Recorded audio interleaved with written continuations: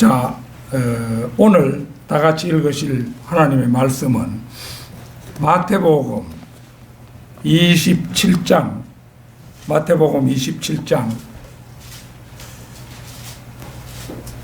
3절에서 7절 말씀입니다. 마태복음 27장 3절에서 7절 말씀입니다.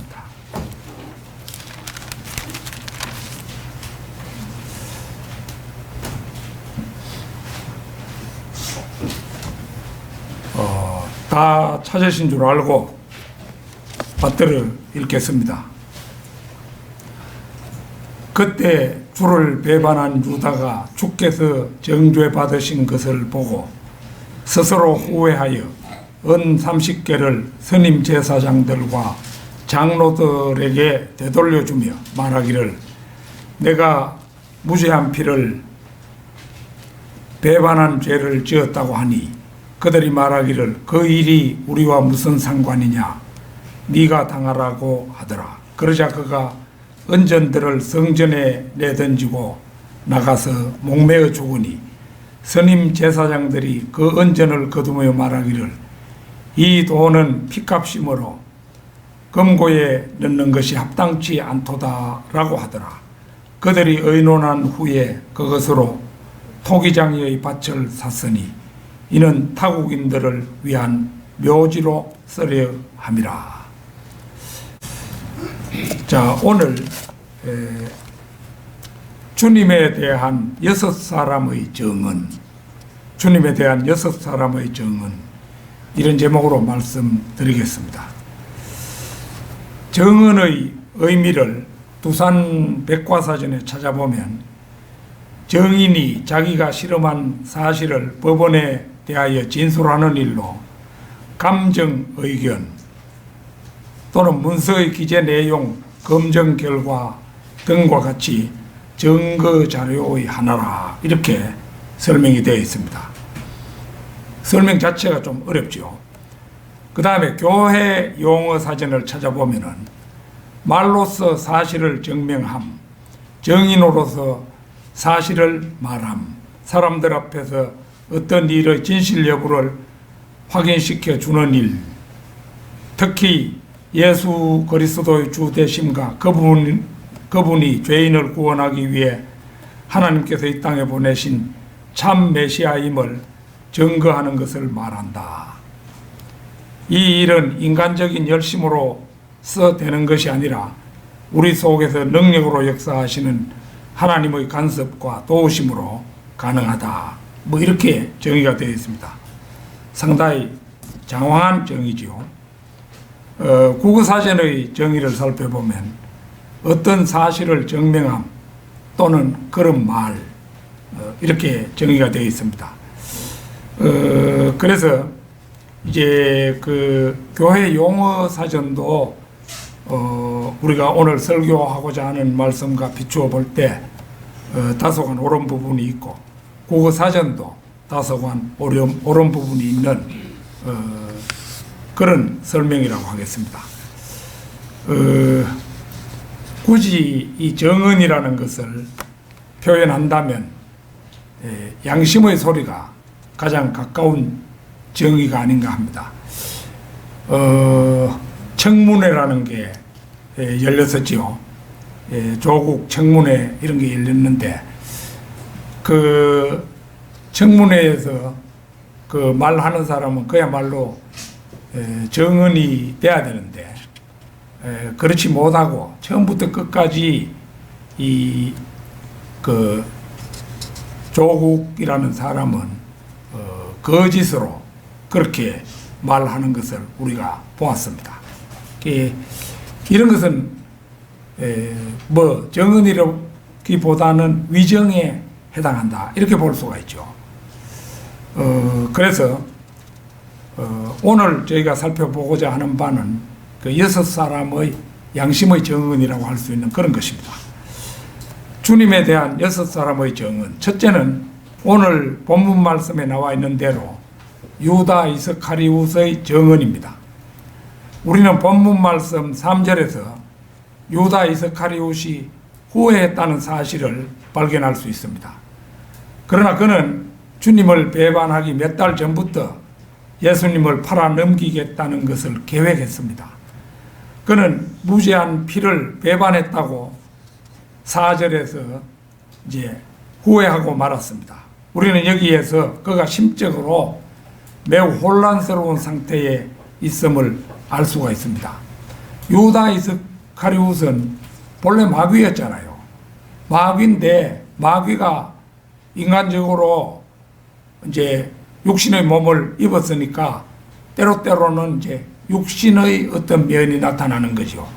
그래서 이제 이 유다 이스카리옷이 한 정언은 일종의 육신적인 말이었다.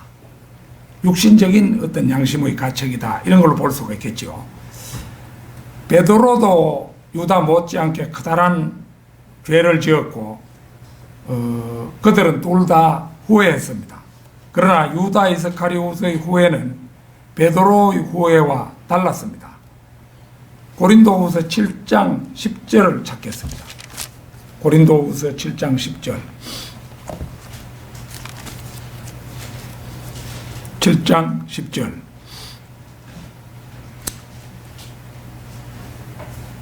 하나님의 뜻대로 하는 슬픔은 구원을 위한 회개에 이르게 하므로 후회할 것이 없느니라.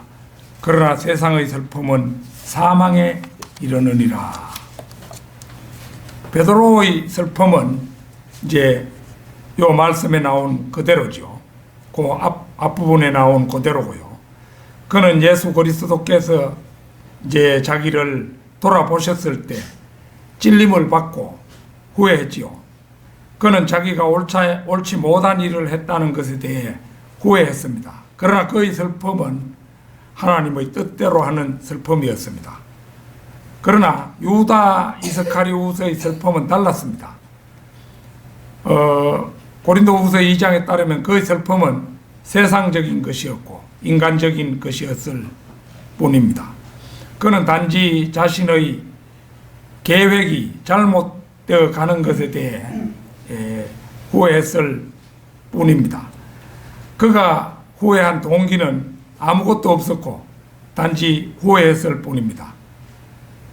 베드로와 유다 이스카리옷은 둘 다 잘못했고 둘 다 후회했으나 베드로는 후회했을 때 주님을 향해서 후회했고 유다 이스카리옷은 제사장들에게 달려갔습니다. 유다 이스카리옷은 자신의 잘못에 대한 고백을 제사장들에게 했던 것입니다. 우리가 여기서 또 하나 알 수 있는 사실은 자기의 죄를 주님께 고백하지 않고 사제에게 고백하는 로마 가톨릭의 회개는 유다 이스카리옷의 후회처럼 멸망하는 후회라는 사실입니다. 디모데전서 2장 5절 한번 찾겠습니다. 디모데전서 5장 2절. 2장 5절입니다.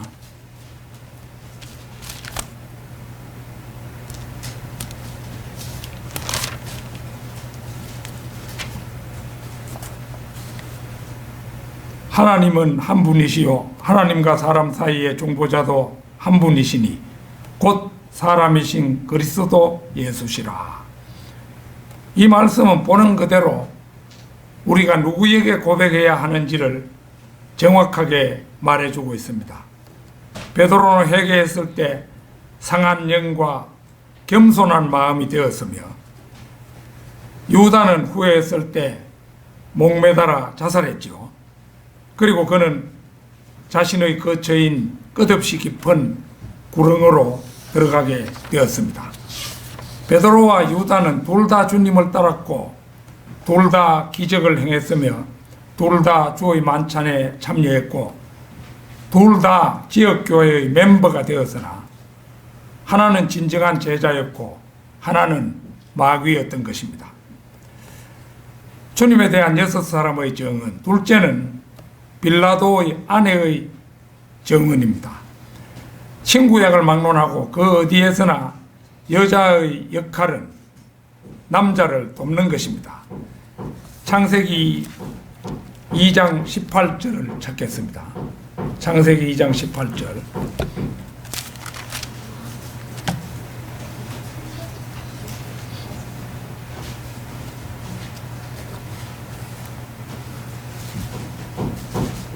주 하나님께서 말씀하시기를 남자가 혼자 있는 것이 좋지 않으니 내가 그를 위하여 돕는 자를 지으리라 하시며,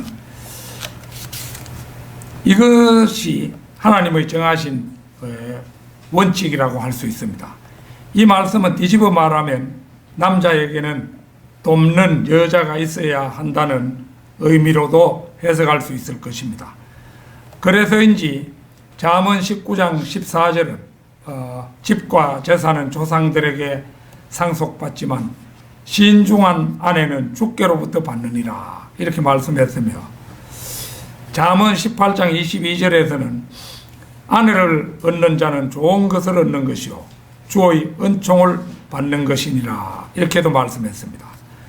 그러나 아내라고 하여 모든 아내가 다 남편에게 도움이 되는 것이 아님을 우리는 잠언에서 확인할 수 있습니다.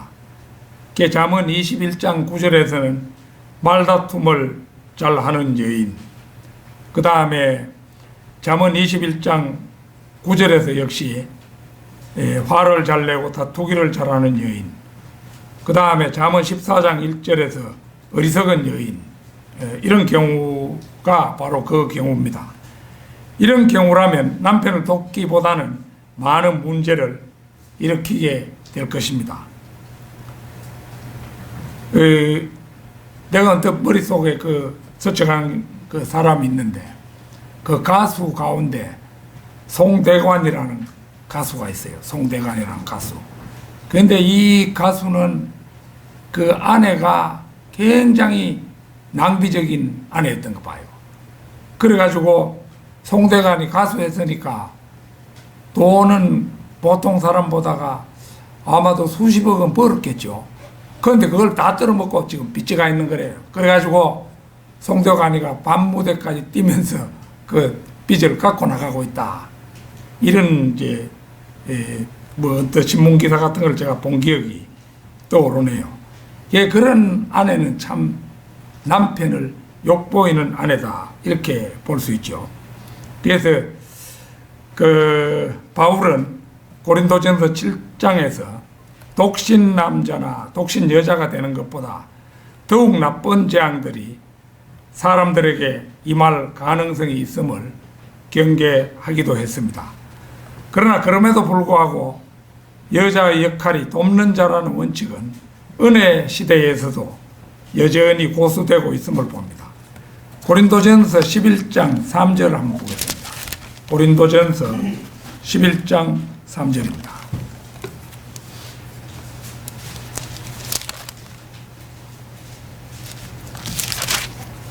(11장 3절입니다)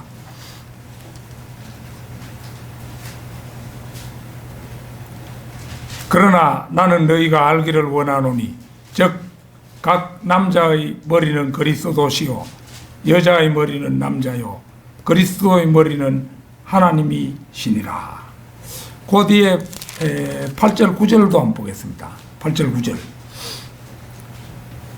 이는 남자가 여자에게서 난 것이 아니라 여자가 남자에게서 났기 때문이며 남자가 여자를 위하여 창조된 것이 아니라 여자가 남자를 위하여 창조된 것이기 때문이라.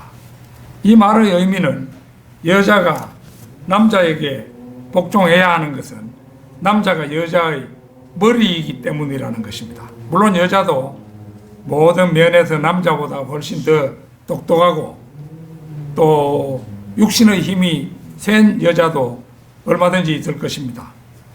그러나 여자가 남자에게 복종해야 하는 것은 하나님의 원칙이라는 것이죠. 마태복음 27장 19절 보겠습니다. 마태복음 27장 19절.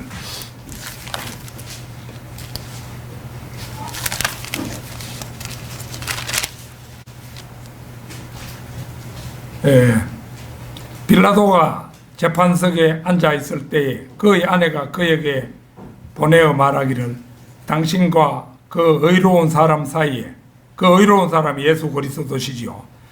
당신과 그 의로운 사람 사이에 아무 일도 없게 하소서. 내가 오늘 꿈에 그 사람으로 인하여 많은 것으로 고통을 받았나이다 라고 하더라.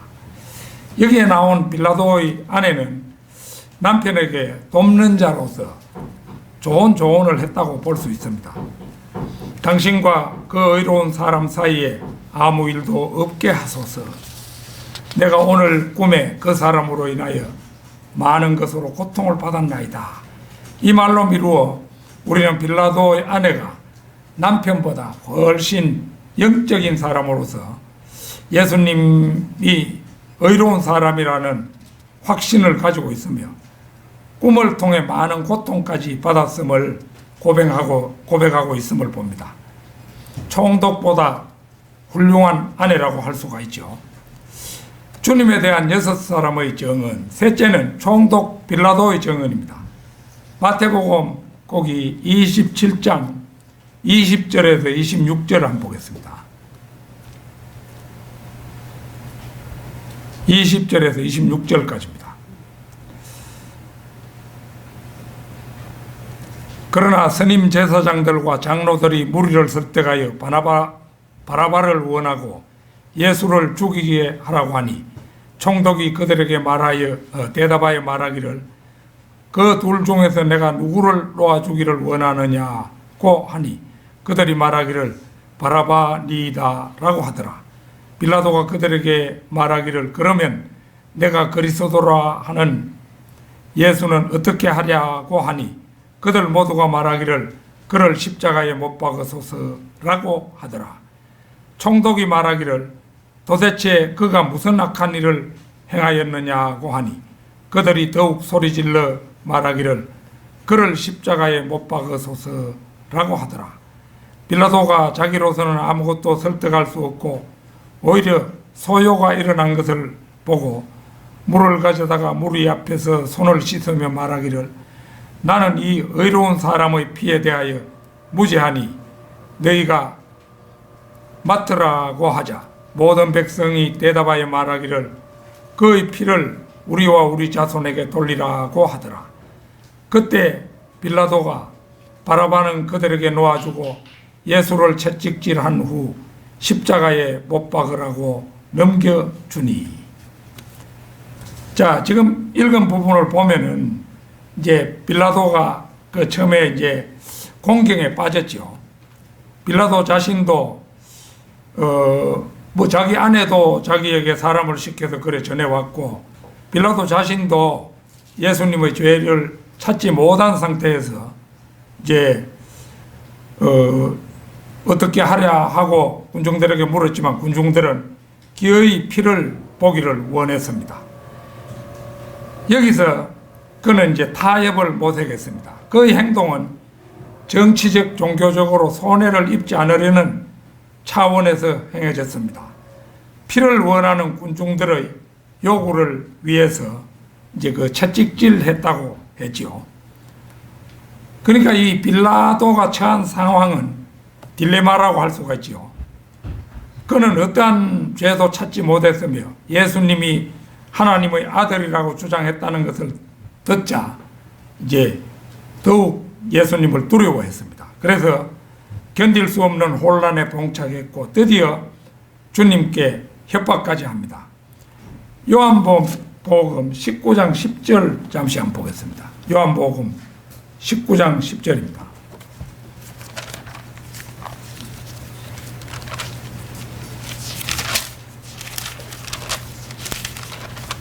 (19장 10절입니다)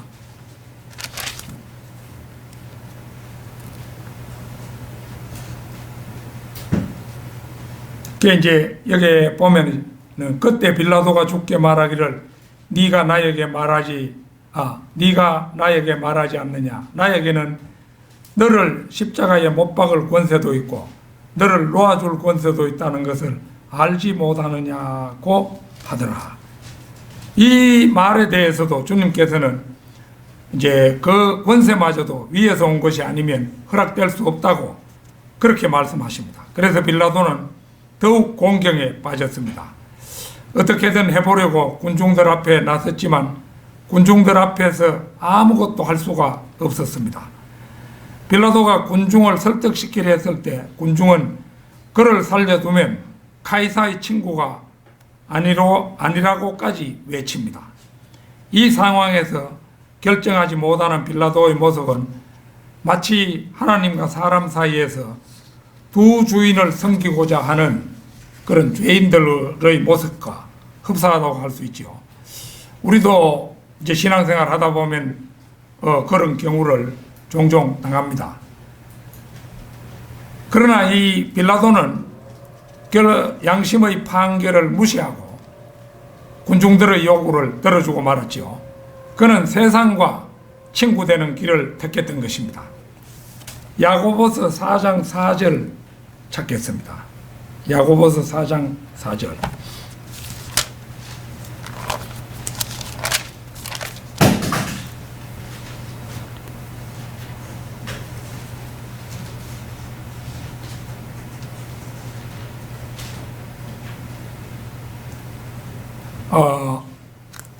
너희 가늠하는 남자들과 가늠하는 여자들아, 세상과 친구 되는 것이 하나님과 원수 되는 것을 알지 못하느냐. 그러므로 누구든지 세상의 친구가 되고자 하는 자는 하나님의 원수가 되느니라. 만약 빌라도가 군중들의 요구를 무시하고 강단을 발휘해서 이제 진리이신 그분을 인정하고 변호했더라면 지금쯤 그의 이름은 역사에 길이 남았을 것이며 옥합을 깨뜨린 여인의 이름처럼 성도들의 입에 회자되었을 것입니다.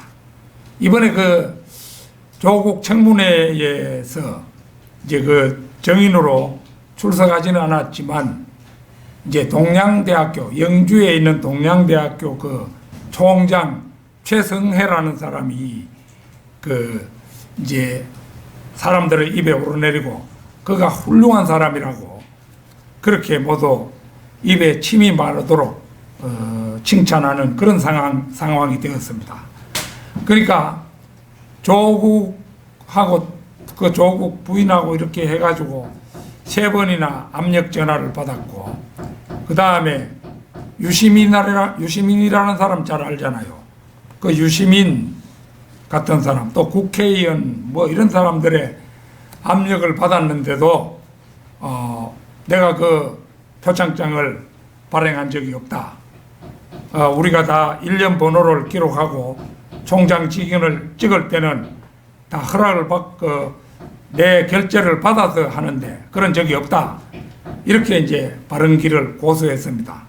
그러니까 이제 많은 사람들이 참 권력에 굴복하지 않기가 쉽지가 않은데 이 동양대 총장 최성해라는 분은 지금 63세인가 뭐 65세를 하든가 뭐 그 정도 되는데 아주 올곧은 사람이에요. 특히 이 사람은 그 자기 아들이 미국에서 출생해가지고 미국 시민권자가 될 수 있는 이제 이중 국적을 가졌던 거죠. 그래서 미국 시민권자가 될 수도 있고 대한민국 국민이 될 수도 있고 이런데도 불구하고 기어이 미국의 그 시민권을 포기하고 자기 아들을 이제 귀국시켜가지고 해병대에 이제 입소하도록 그렇게 했다는 겁니다.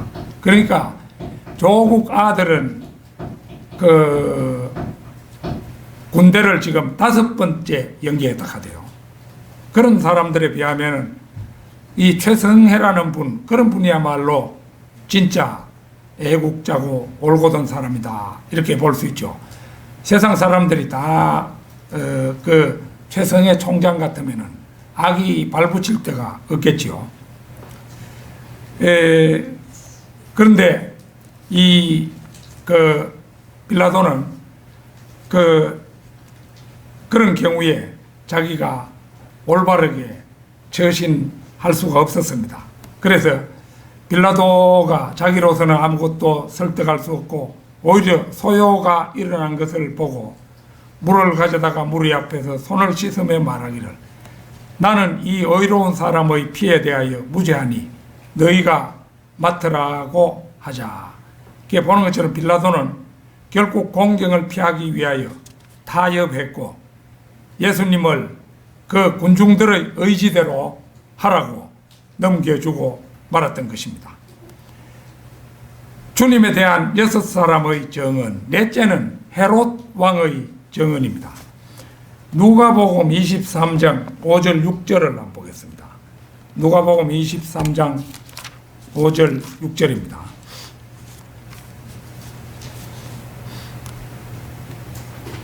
(5절) (6절) 그러나 그들은 더욱 강력하게 주장하여 말하기를 그는 갈릴리로부터 여기에 이르기까지 온 유대 지방을 두루 다니며 가르침으로 백성을 선동하였나이다 라고 하더라. 빌라도가 갈릴리라는 말을 듣자 이 사람이 갈릴리 사람인가 묻더라 하고 한 절 더 읽겠습니다. 그런 후에 그가 헤롯의 통치 구역에 속한 줄을 알자마자 당시 예루살렘에 있던 헤롯에게로 그를 보내니라.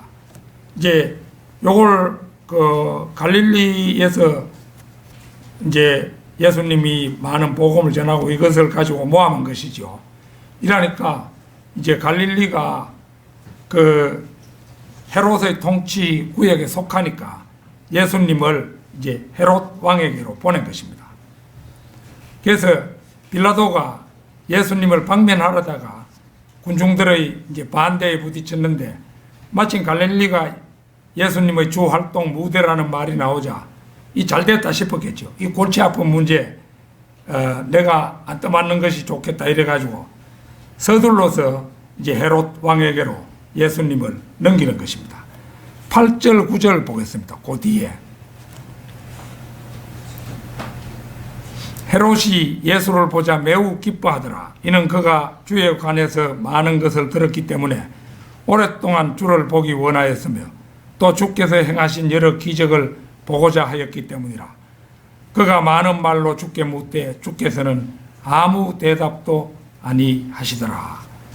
보는 것처럼 예수님을 넘겨받자 헤롯은 이제 기뻐했습니다.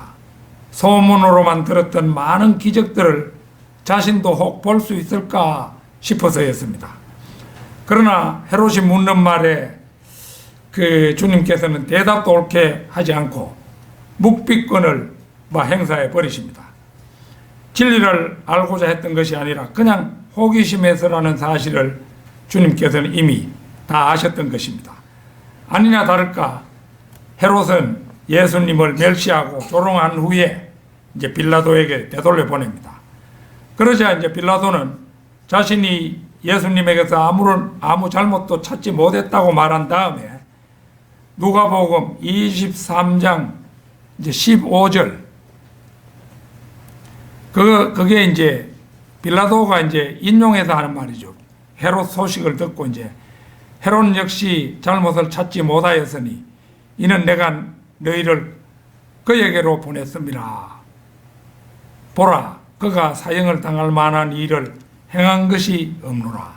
헤롯도 예수님이 죄인임을 찾지 못했는데 나도 찾을 수 없다는 그런 얘기죠. 그래서 헤롯의 생각도 자신의 생각과 같다는 사실을 군중들에게 주지시킵니다. 그리고 다시 예수님을 놓아주려고 합니다. 그러나 결국 군중들의 강력한 반대에 부딪혀서 군중들의 압력에 굴복하고 말았죠. 십자가에 못 박으라고 자신이 채찍질까지 한 다음에 그들에게 넘긴 것이 우리가 앞서 나왔었죠. 주님에 대한 6사람의 정언, 다섯째는 행악자 중 한 사람의 정언입니다. 누가복음 23장 39절에서 43절 한번 보겠습니다. 39절에서 43절. 이 행악자는 이제 예수님과 함께 못 박혔던 두 사람의 행악자가 있었죠. 그때 매달린 행악자 중의 하나가 주를 욕하며 말하기를 네가 그리스도이거든 네 자신과 우리를 구원하라고 하니라. 그러나 다른 행악자가 대받아 그를 꾸짖어 말하기를 네가 동일한 정죄함을 받고 있으면서도 하나님을 두려워하지 아니하느냐. 우리는 행한 일에 대한 보응을 받는 것이 참으로 당연하지만 이분은 아무 잘못을 행한 것이 없도다 라고 하고 예수께 말씀드리기를 주여 주께서 주의 왕국에 임하실 때 나를 기억하소서라고 하니 예수께서 그에게 말씀하시기를 진실로 내가 너에게 말하노니 오늘 네가 나와 함께 낙원에 있으리라고 하시니라.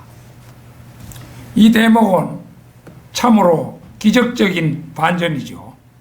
흉악한 행악자 중 한 사람의 말이 어찌 이토록 놀라운 그런 고백을 할 수가 있었겠습니까? 그래 이제 제가 이 설교를 작성하면서 생각을 좀 해봤습니다. 생각을 했는데 성경에 나온 말은 아니지만은 그는 지금 극악무도한 죄를 짓고 십자가형을 받아 죽어가는 처지에 있지만 아마도 수많은 사람들이 주님을 따를 때 그도 그 가운데 한 사람이었을 것이라는 그런 추정을 해보았습니다. 그래서 날 때부터 소경된 자의 눈을 뜨게 하고 중풍병자를 고치시며 또 38년 된 그런 병자를 고치기도 했지요. 또 마귀 들린 자들을 고치시기도 했지요. 이런 모든 것을 얼마간의 거리를 두고 모두 다 목격한 사람이 아닐까. 주님께서 500여의 기적을 베푸실 때 그는 보리빵과 배불리 먹기도 한 사람일 것이다. 그런 추정을 했습니다. 그러면서 그는 예수님이 하나님이시라는 사실을 확신했을 것이다. 그 후 그는 아마도 순간의 화를 참지 못하고 살인을 저질렀거나 순간의 충동을 못 이겨 범법자가 되었을 것이다. 그런데 평생 흠모에 맞지 않던 주님을 공교롭게도 나란히 십자가에 못 박힌 채 뵙고는 죽기 전에 주님과 대화를 나눌 수 있는 단 한 번의 기회를 가지게 되어서 그 기회를 놓치지 않았다. 저는 그렇게 추리를 해보았습니다. 주여 주께서 주의 왕국에 임하실 때 나를 기억하소서. 이것이 그의 소망이자 신앙 고백이었습니다. 그리고 그것은 즉시 응답되었습니다. 오늘 네가 나와 함께 낙원에 있으리라. 창조주이시며 구속주이신 분으로부터 참으로 든든한 확답을 받은 것입니다. 비록 이 강도가 십자가에 처형되었지만 이 세상에 믿지 않는 의인들보다 100번 훌륭한 사람이죠. 주님에 대한 6사람의 정언, 여섯째는 백부장의 정언입니다. 마가복음 15장 39절을 찾겠습니다. 마가복음 15장 39절.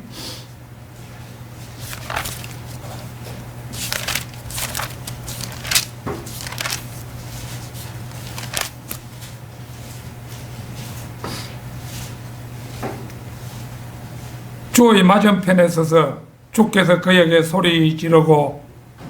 주께서 그렇게 소리 지르고 숨을 거두신 것을 본 백부장이 말하기를 참으로 이 사람은 하나님의 아들이었도다 라고 하더라.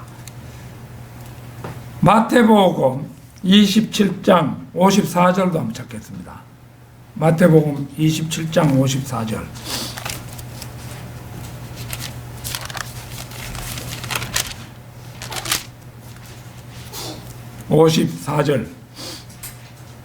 백부장과 그와 함께 예수를 지키고 있던 사람들은 지진과 그 일어난 일들을 보고 크게 두려워하며 말하기를 참으로 이 사람은 하나님의 아들이었도다 라고 하더라.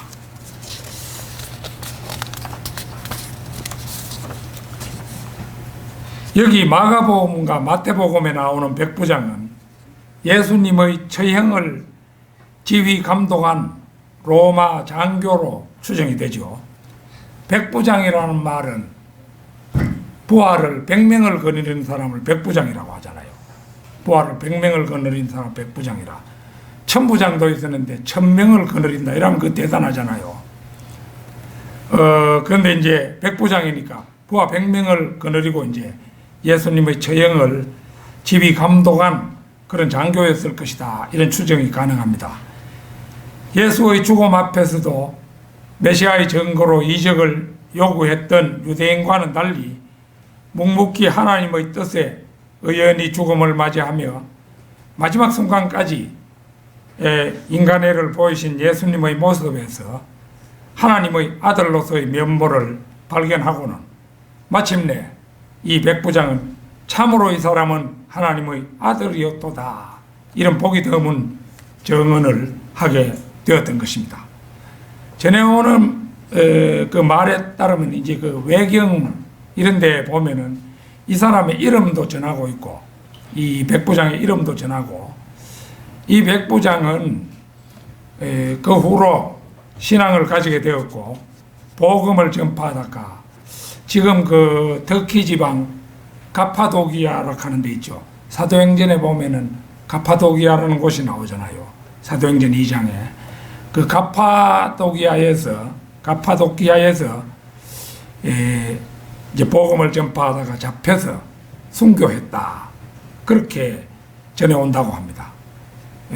이 사람도 참 만약 그러했다면 훌륭한 사람이었죠. 결론적으로 우리가 살펴본 6사람의 증언은 각양각색이지만 이 가운데 가장 훌륭한 증언은 행악자 가운데 한 사람이 한 이분은 아무 잘못을 한 것이 없도다라는 증언이라고 생각합니다. 왜 그러냐 하면 그의 증언은 오늘 네가 나와 함께 낙원에 있으리라 이런 주님의 든든한 확답을 받았기 때문입니다. 여러분은 각자 어떤 확답을 가지고 계시겠죠. 아무쪼록 최상의 정언 하나씩을 마음에 간직하여 주님의 확답을 받는 성도 여러분이 되시기를 바라마지 않습니다.